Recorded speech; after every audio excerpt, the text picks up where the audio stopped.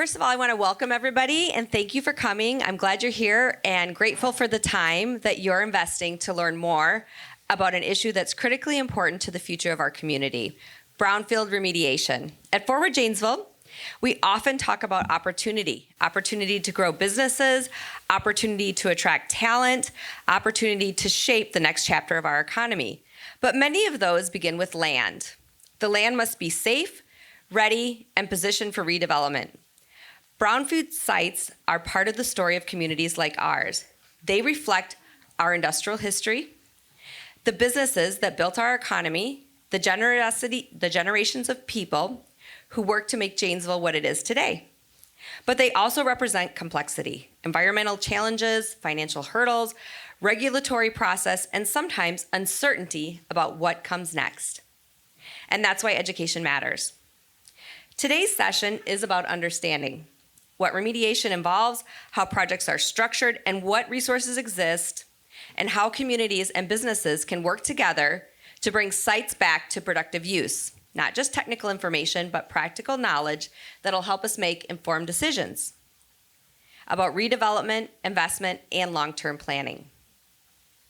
Redeveloping brownfield sites creates space for new employers, housing, innovation, and community assets. It strengthens our tax base, it supports workforce growth, and it allows us to honor our past while preparing for the future. We are in a moment of collaboration.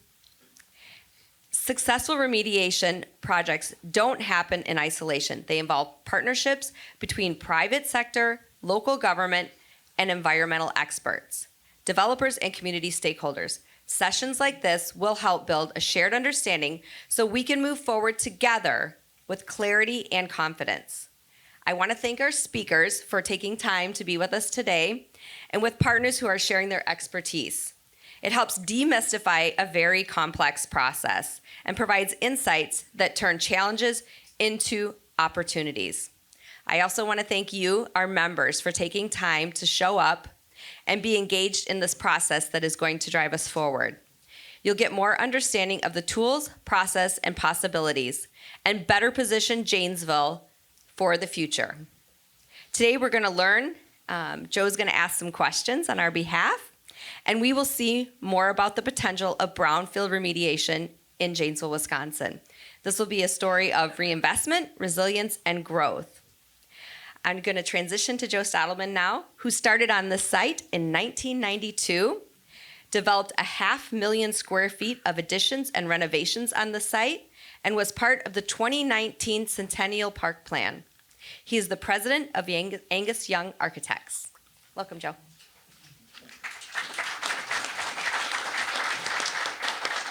Good morning.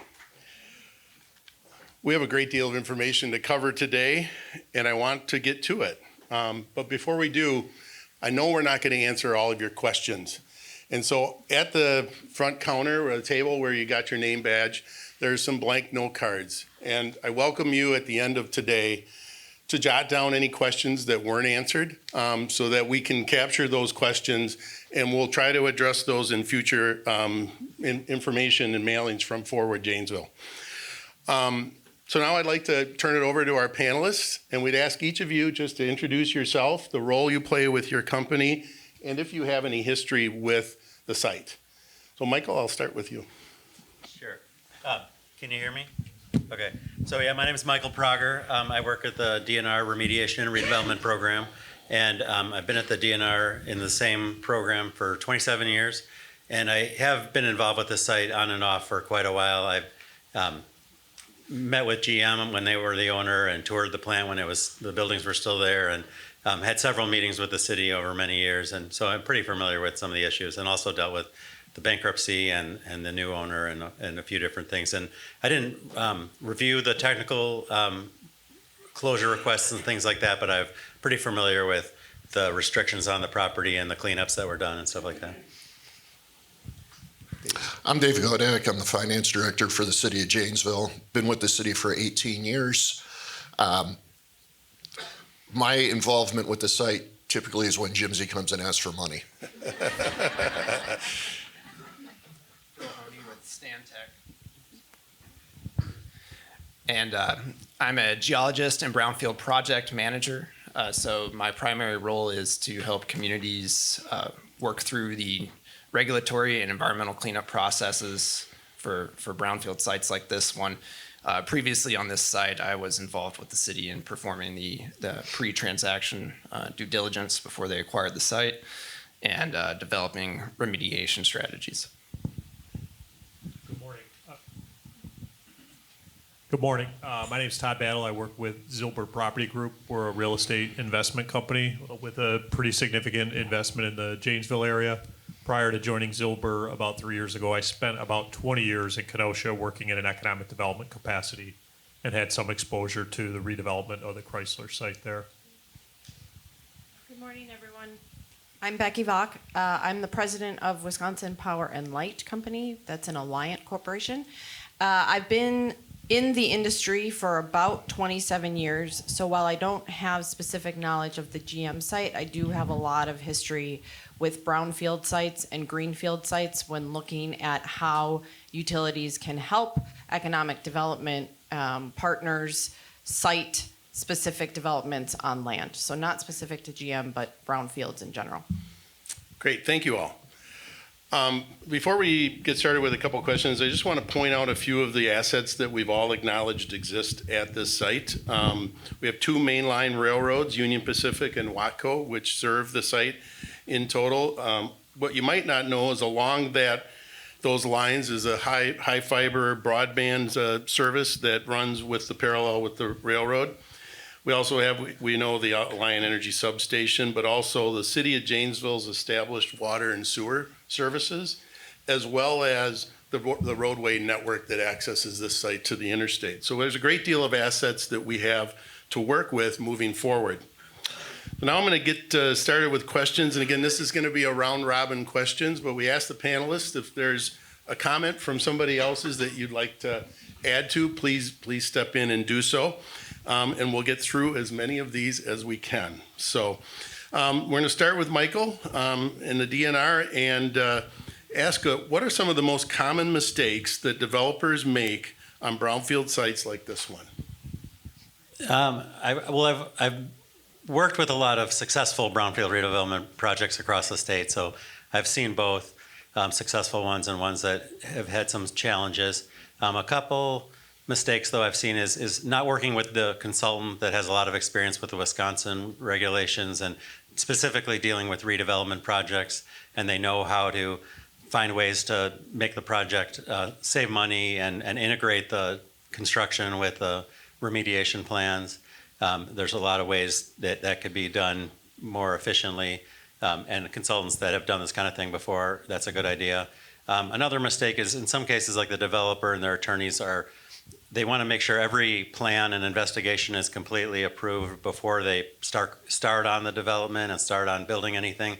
And a lot of projects that are big like these, you can have multiple phases and you can start on the infrastructure and the roads and stuff like that before everything's been approved from the DNR and kind of do it concurrently. And sometimes you might build on one part of the property while the other ones are still maybe being investigated or something like that. Another one kind of related to working with the DNR is, in some cases, the consultant and the developer aren't really communicating with us that much along the way, and they sort of give us a big proposal towards later in the process, and we didn't really. It's good to be on the same page and have some meetings and make sure we understand where you're going with it and what you're looking for.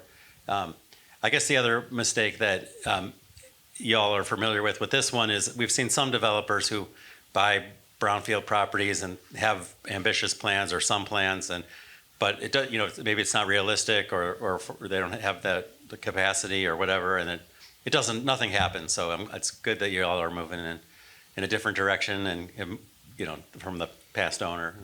But yeah, I guess that's it for now. Thank you. Next question is for Becky.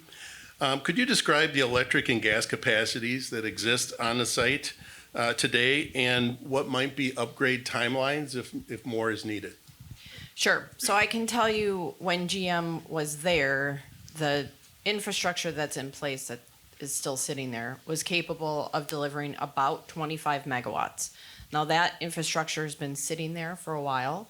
So it likely would be needed to be upgraded if the facility would require more generation. As a general matter, what happens is you call for a study, a transmission study, and American Transmission Company will take a look at the infrastructure, and they'll come back and they'll tell you, if you want to serve, 400 megawatts, it's going to take this level of investment on this type of a timeline. If you want to double that, these are the costs, this is the timeline.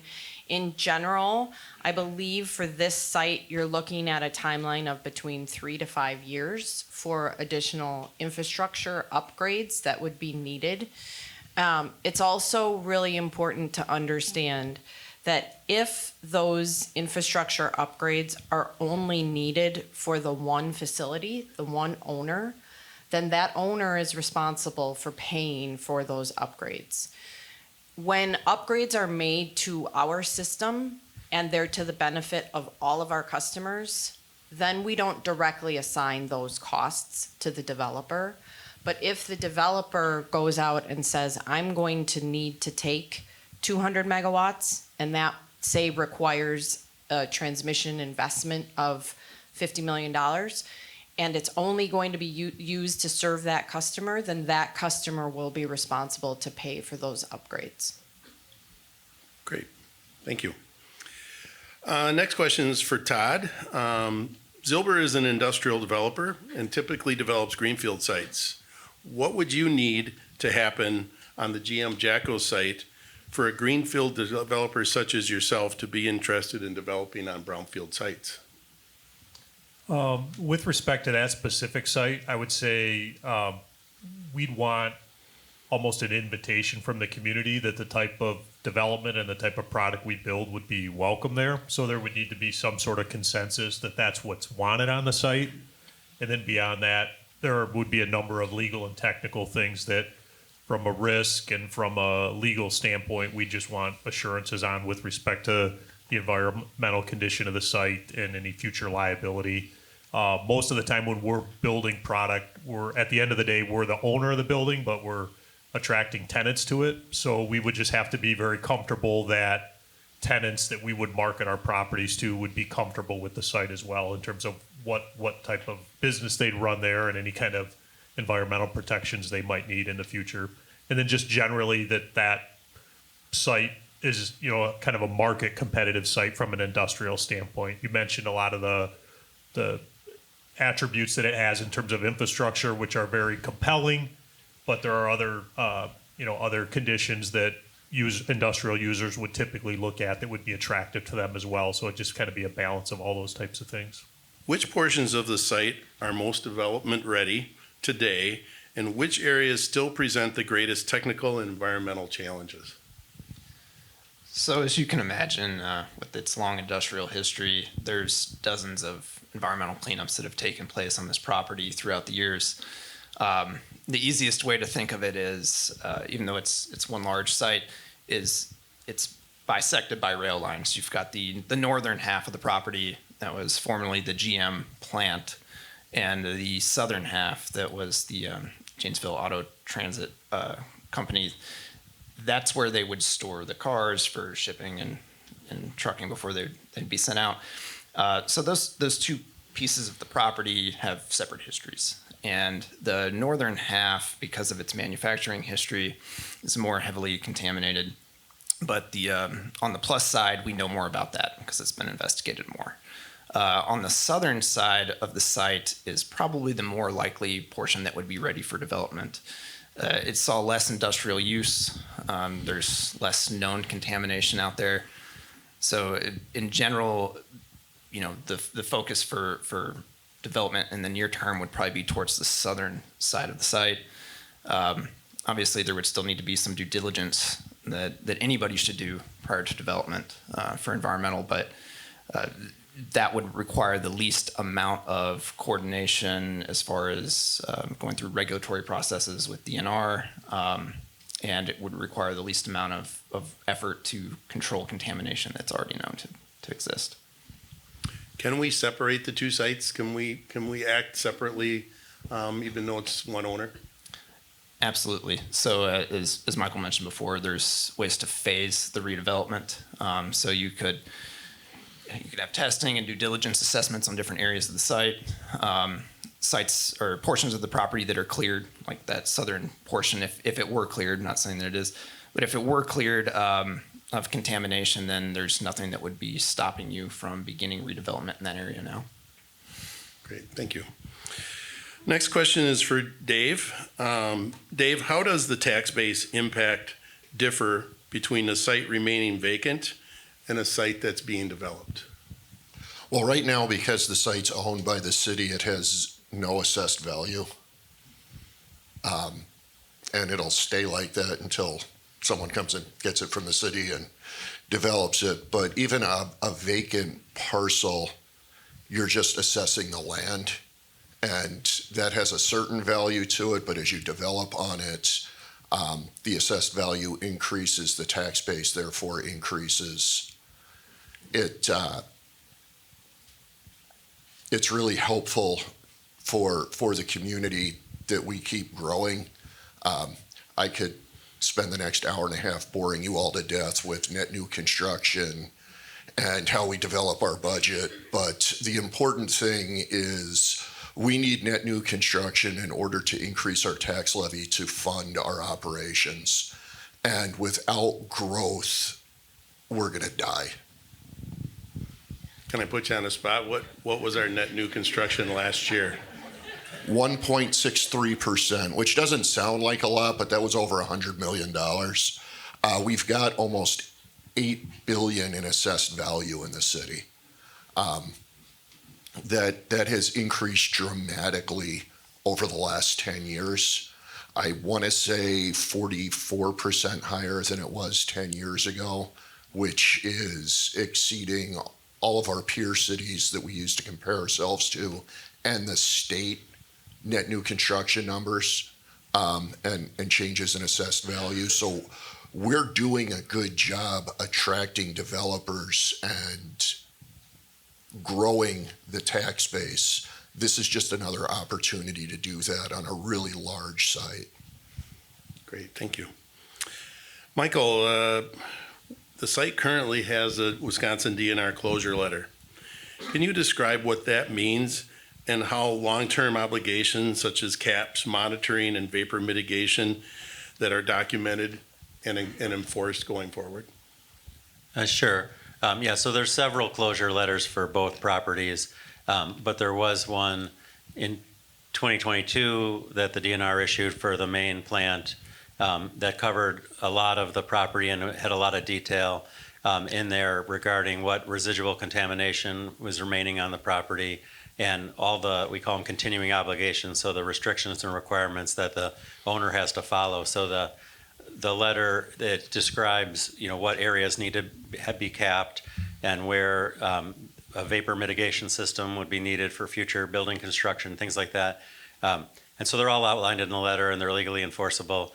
And if someone wants to build on the property, they would need to make sure they're in compliance with those continuing obligations. So if there's a cap that's been approved in one area and they want to put a building on top of it, they have to go through the DNR to get approval for that. And if it's something basic like replacing an asphalt area with a parking lot or something, that's very easy for us to approve. For something like building a new building and in designing and installing a vapor mitigation system, that there's a few more steps involved with that and getting our approval. But the basic process, we do it all the time there's lots of closed sites that get redeveloped. And so the good news is, like Bill said, that there has been extensive investigation, especially on the main plant, over many years. So there's a lot of information known about what's out there. I guess that's kind of summarizes most of that question. Sure. Thank you. And just to add to that, the closure letter does, I think, stipulate industrial use as one of the closure conditions now. So there's a process for addressing that, right?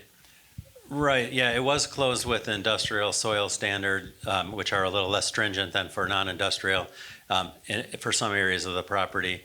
But I mean, most redevelopment projects, they utilize a cap to some extent to limit exposure to residual soil contamination. And so if if the property is developed with parking lots and buildings and landscaping and whatever else would be there, that's often sufficient to serve as a cap. And it doesn't really matter if you meet the industrial soil standards or not, as long as you have a protective approach. Great, thank you. Becky, how do the subsurface legacy conditions affect utility routing and cost certainty, and what incentives and efficiency programs could improve in the project's economics on the site? So a couple things. If our facilities are overhead, it's not the subsurface soil conditions aren't going to matter. But as a general rule, we won't put facilities in contaminated areas.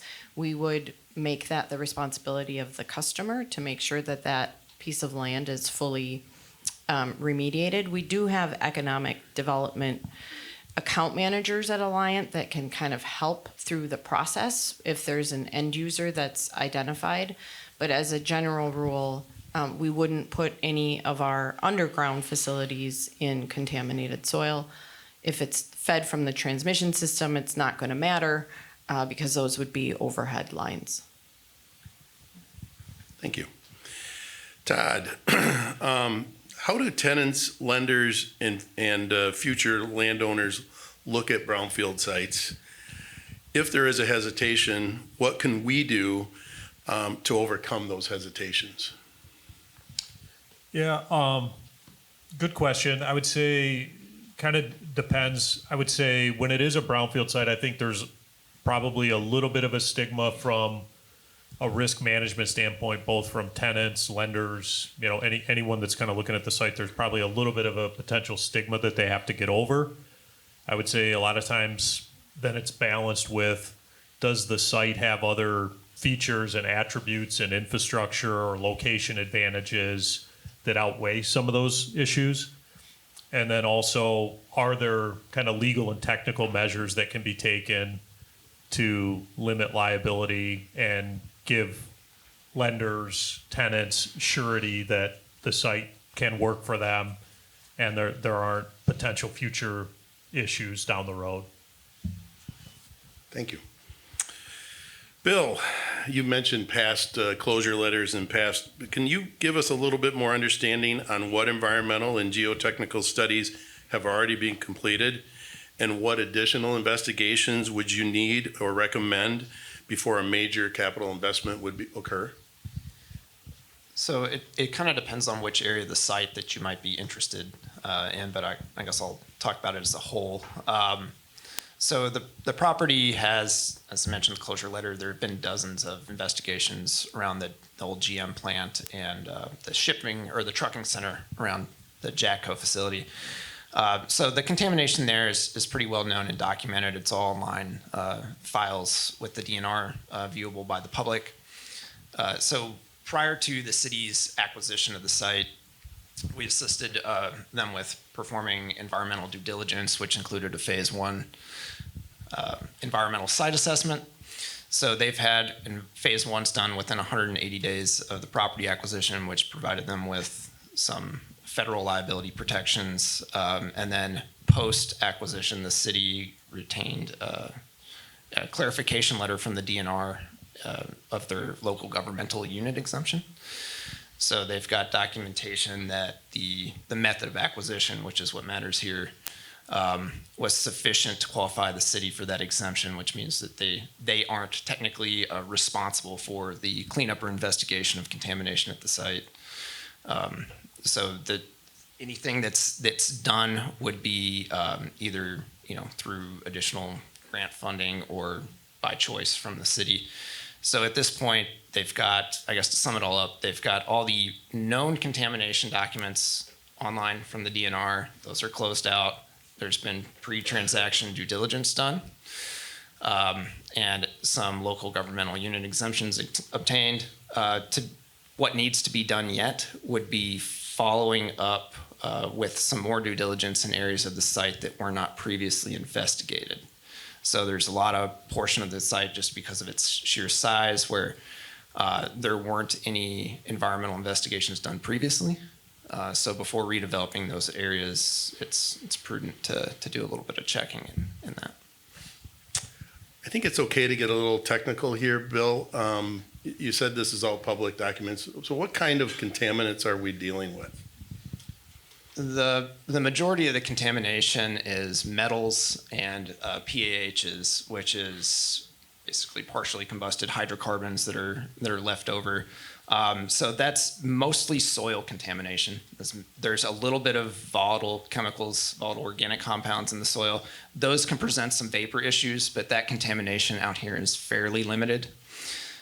Similarly, there's some groundwater contamination, but that's pretty limited in extent as well, and it's mostly related to some of the petroleum use that occurred at the trucking facility on the JATCO side of the property.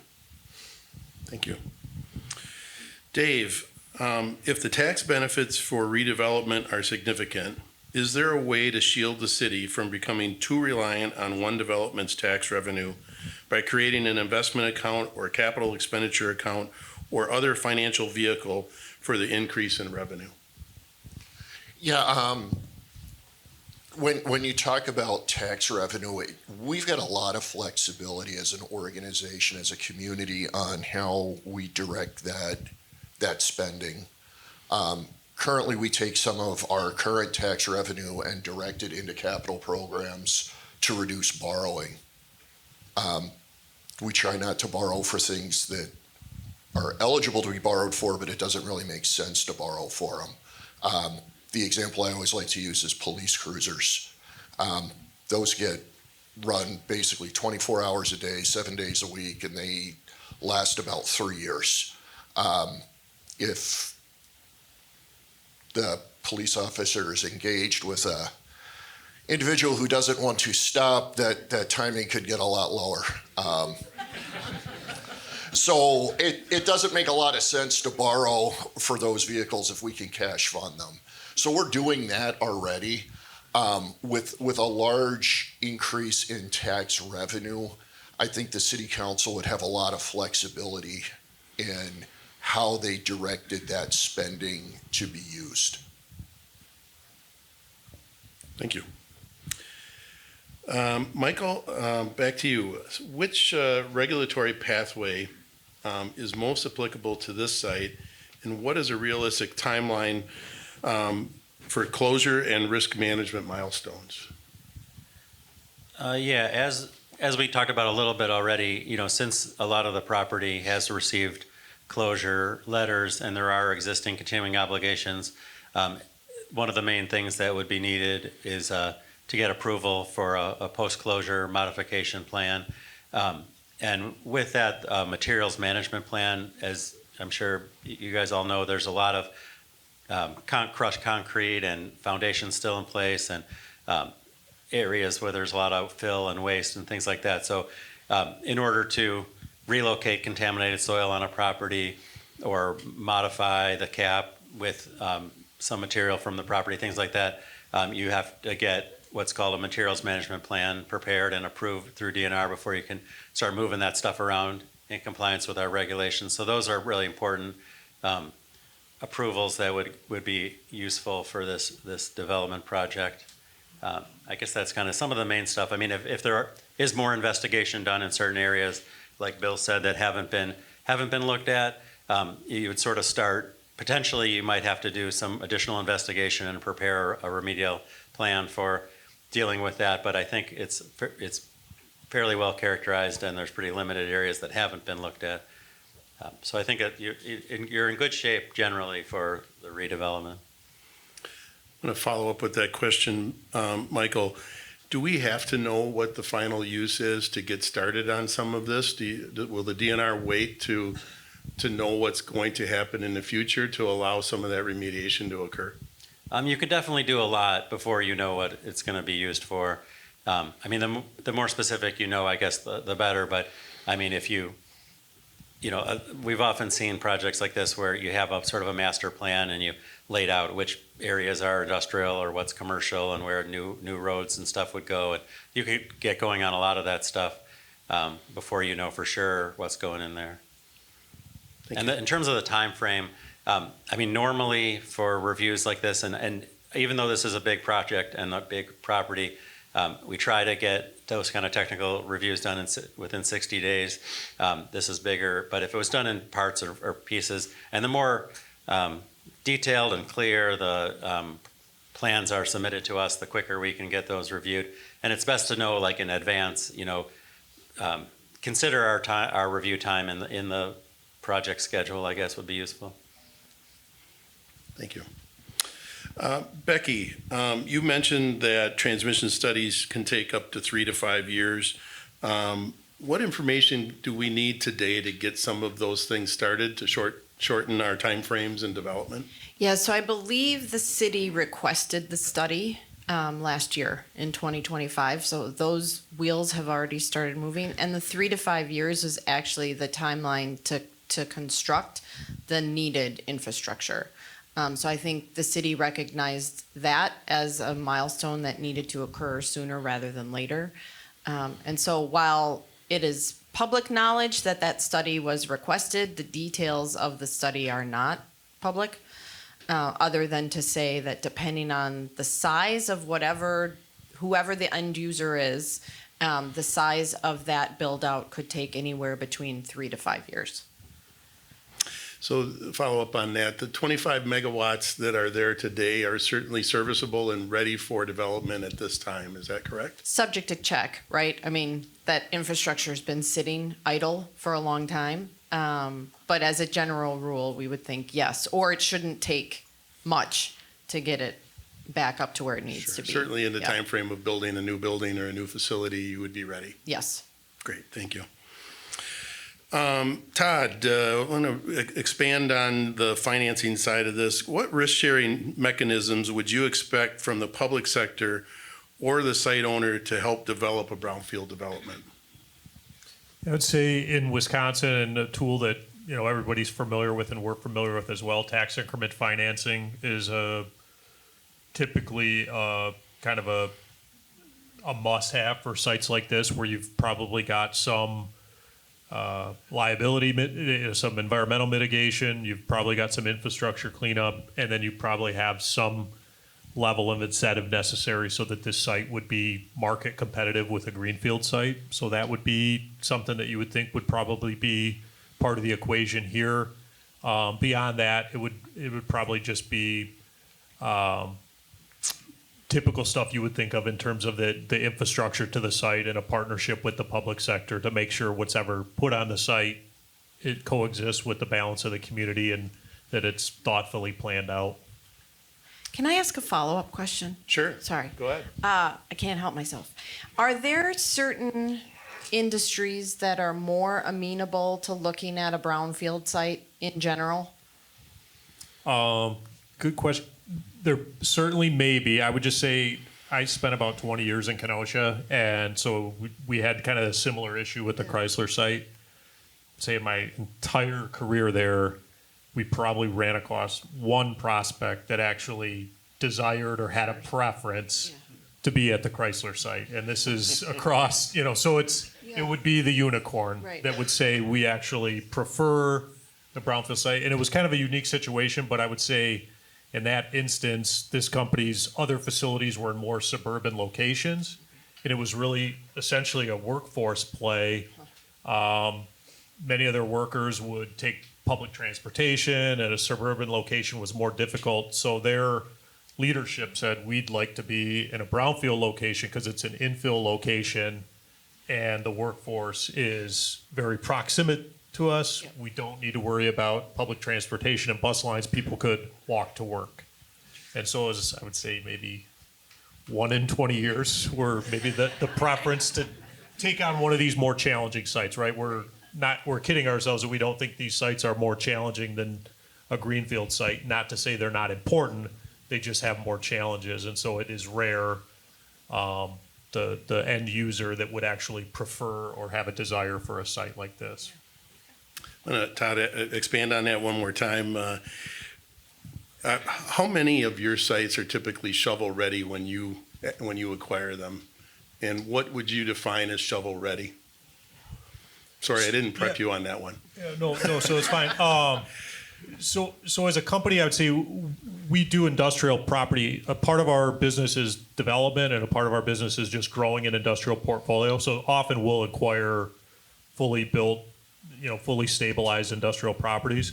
When we're on the development side of it, we've done everything from acquire like smaller parcels that we would consider pad-ready sites to we've acquired raw land and built out a business park or an industrial park ourselves. So it kind of runs the gamut in terms of what we would acquire or what we would do. We've done everything from, turn a greenfield site into a business park to acquiring a fully improved site and immediately constructing a building on it.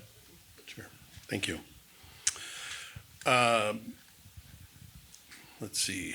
So, Dave, I'm going to move on to you. City Manager Kevin Lehner has mentioned the potential for municipal referendum in the next 2 to 3 years if Janesville's revenues do not increase. From a finance perspective, what is the best way to avoid this municipal referendum?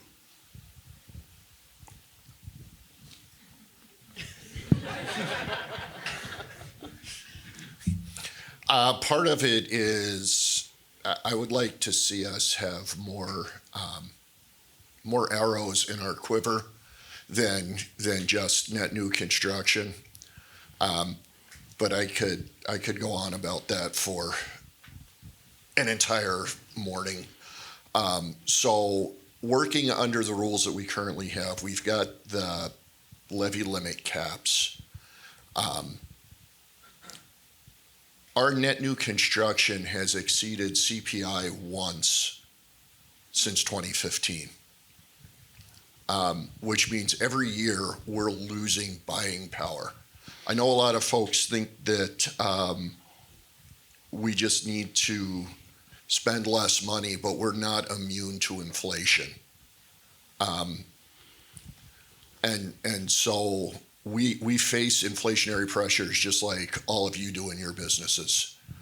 To continue to grow and to continue to expand that net new construction number under the current system that we work under is the absolute best way to avoid a referendum. Changing the system would be better. I would like to see a change in the state shared revenue formula that was frozen years ago. We've talked about that before. I'd like to see option for a local sales tax. We've talked about that previously. But under the rules that we're currently working under, we need to continue to grow the tax base and grow the net new construction number so that we can continue to fund the services the community expects. Thank you. Next question is for Michael and probably Bill. If there are different levels, you've mentioned that, of remediation standards depending on the site's end use. For example, would the remediation levels for an industrial or commercial site be different than the remediation level for a residential site? And how does this type of residential matter when determining remediation standards? Yeah, that's a good question. And it's somewhat of I think there's some people have misunderstanding of how that process works. But like I said, there's really only a few situations where there really is a different cleanup standard for industrial or non-industrial, and that's with soil contamination is one of those areas. And like I said, if the consultant and the developer is using a performance standard like a cap or cover to deal with exposure to the contamination, that's not really something that's necessarily different for industrial or commercial or residential. Doing something like single family at a brownfield site like this is really challenging for a lot of reasons. But we've seen a lot of multifamily residential built on properties like this, and it's all the same ways of cleaning up and closing the site are available as they would be for a commercial or industrial site. One of the challenges when it comes to residential, it has to do with vapor intrusion. But like Bill said, there's only limited areas of the property where that's really a concern. And if it's incorporated into a new construction, having some kind of vapor mitigation system in a new construction isn't usually add that much to the cost if it's designed properly. And so, because in some cases, if you have volatile chemicals underground in the soil and groundwater, they could cause some vapor exposure in buildings, either residential or commercial or whatever. And you just need to make sure that you design the building appropriately to make sure that that's not a concern. And obviously, you don't want people living in a place where there's possible that kind of concern. So it might take a little longer to make sure its vapor mitigation system were to be installed and tested and shown to be effective. But you could do a lot of things with these properties, I guess I'd say. A consultant could help you evaluate if there are some cost differences. I mean, a lot of the cost difference has more to do with how it's being constructed and how much fill you have to remove or how much material you need to bring onto the site to elevate it or things like that. Or if you have to take a lot of soil away to a landfill, then that can get really expensive. But Bill, do you have anything more about the land use? Yeah, I think probably the first step is master planning and taking a look at which areas of the site lend themselves to residential use versus commercial or industrial use, and then try to come up with a plan where you're matching the land use to the proposed development or contamination areas to the proposed land use. So obviously if the goal is residential development, then maybe the southern portion of the site where there's not been historical contamination and the cleanup effort's going to be a lot less. That's where you would want to look for those types of things. Whereas, as Michael mentioned, the cleanup for commercial, multifamily, industrial use, those are more than likely going to be what we call soil management and capping for the most part. So just probably relocating things and putting them, parking lots or foundations. So that performance standard, if you will, stays the same. But really, I think the only true challenge here would be for single-family residential, in which case you kind of need to find areas of the site that weren't historically impacted by the contamination. Thank you. Okay, the next question is actually for each of you panelists. From your perspective and expertise and what you've heard today, what information would you need to take this to the next level, and what can we provide as a community to help with that?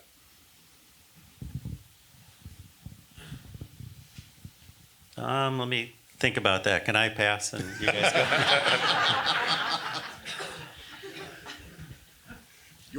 Well, no, I guess I'll jump in. Sorry. I mean, one thing about this property, just to make people aware, if you're not, there is a lot of waste material out there on the property, and the DNR actually issued a notice of noncompliance with some of our waste regulations to the previous owner, because there's a lot of things out there that aren't supposed to be just sitting there. And so dealing with that is something that would be important to get the property moving forward. But just in general, I think it's useful to communicate with the DNR as you're moving forward with any kind of planning and have a better understanding of your schedule and what kind of reuse you're thinking about.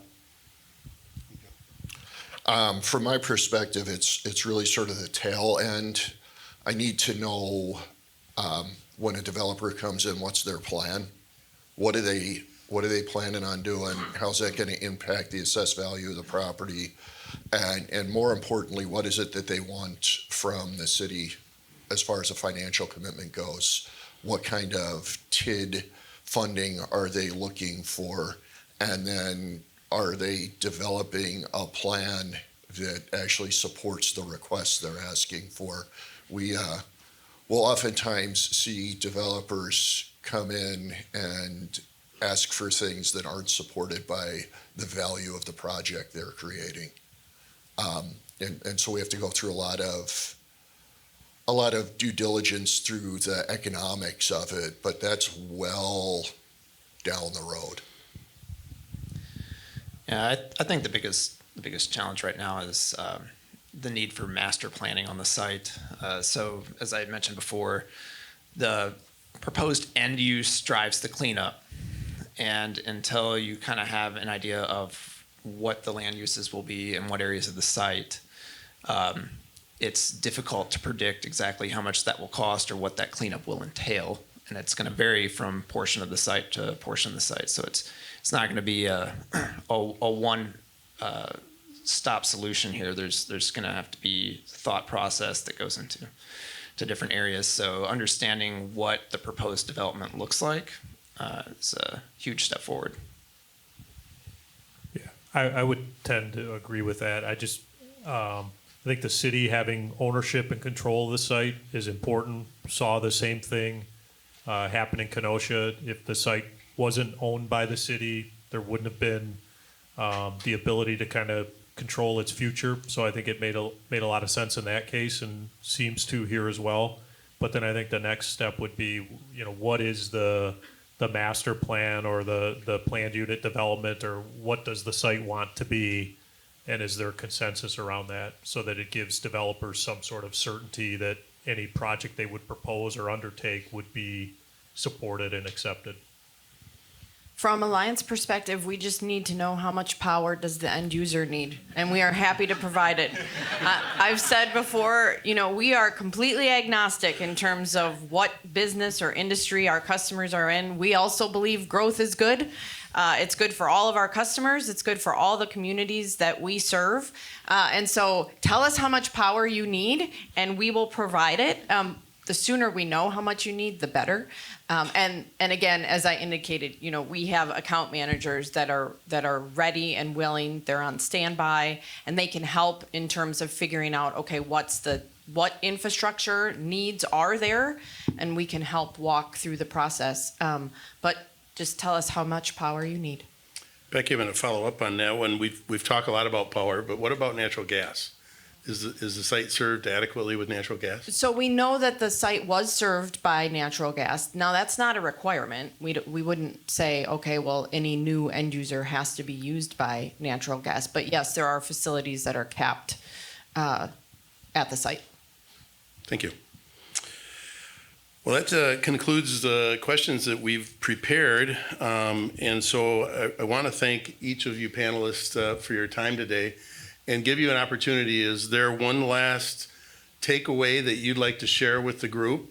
Something to consider, something we haven't talked about yet today, to help us move forward with this development?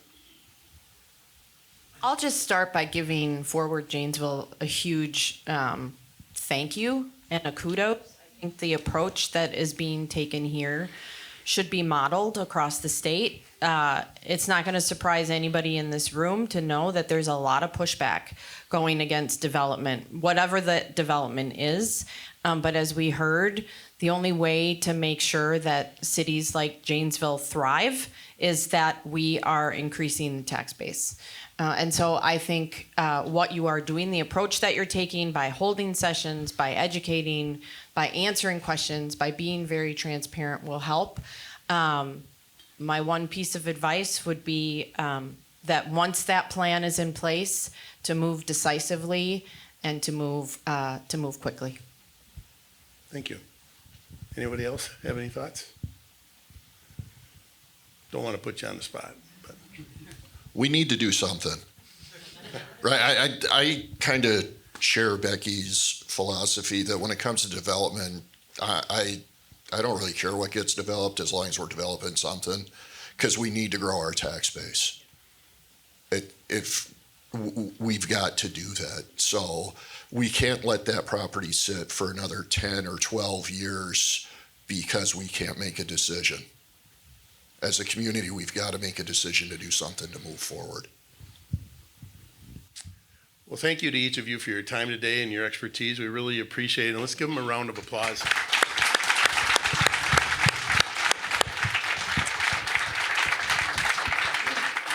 I mentioned earlier that the assets of the site, but really we should acknowledge that we are the assets to the site, and that bringing us all together here and getting yourself informed and involved in this site is really what's going to bring this to fruition.